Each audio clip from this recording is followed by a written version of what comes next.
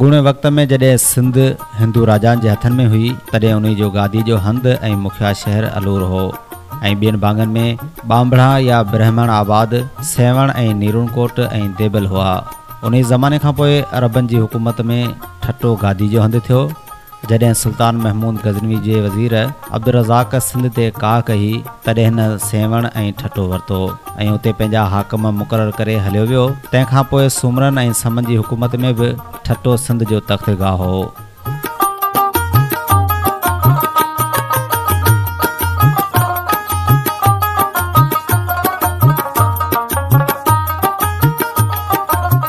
समन जे जामनि मां निज़ामुद्दीन या जाम निदो जंहिं 60-70 साल राज कयो तंहिं हाणोके ठट्टे जो बुनियादु विधो। पुराणो ठट्टो इन खे वेझो हो ऐं अॻे ठट्टे खे नंगर सॾींदा हुआ। तंहिंखां पोइ अरगून ऐं तुरखान मुग़ल उते अची रहण लॻा ऐं उन्हनि ठट्टे खे मस्जिदूं ऐं आम फ़ाइदे जी इमारतुनि ऐं कम सां ॾाढो सिंगारियो। शाहजहान बादशाह ठट्टे में वॾी जामा मस्जिद तामीर कराई जेका अञा ताईं मौजूदु आहे। पोइ जिन ॾींहनि में नादिर शाह सिंध में आयो तिन ॾींहनि में मियां नूर मोहम्मद कलोड़े ठट्टो पंहिंजे हथ कयो। कलोड़नि जे राज में ठट्टे में अंग्रेज़नि जी ईस्ट इंडिया कंपनीअ हिकिड़ी कोठी ऐं वापार खानो हलायो, पर उहो किन वरनि खां पोइ वरी बंदि थी वियो।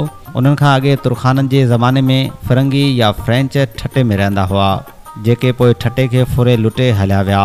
दहली जे बादशाहनि जे नाइबनि जी हुकूमत खां पोइ जॾहिं कलोड़ा हाकिम थिया तॾहिं ख़ुदाबाद सिंध जो गादी जो हंधि थियो। जॾहिं अंग्रेज़ सरकार जो राज थियो तॾहिं कराची सिंध जे गादी जो हंधि थियो। जॾहिं ठट्टो गादी जो हंधि हो तॾहिं सभिनी जुदा जुदा घराणनि जा हाकिम ठट्टे जे वेझो मकली जी टकरी आहे उन ते दफ़न थियल आहिनि। उन्हनि जा कुबा ऐं क़बरूं अञा ताईं ॾिसण में पिया अचनि। उन्हनि खां सवाइ केतिरा ई सैद ऐं ॿिया वॾा ख़ानदान ठट्टे में रहंदा हुआ। तिन जा मक़बरा मकली ते मौजूदु आहिनि। चवण में अचे थो त 1,25,000 पीर मकली ते रखियल आहिनि। इन करे इन टकरी खे पाक सम्झंदा आहिनि ऐं इन करे ई उन जो नालो मकली रखियाऊं यानी नंढड़ो मको।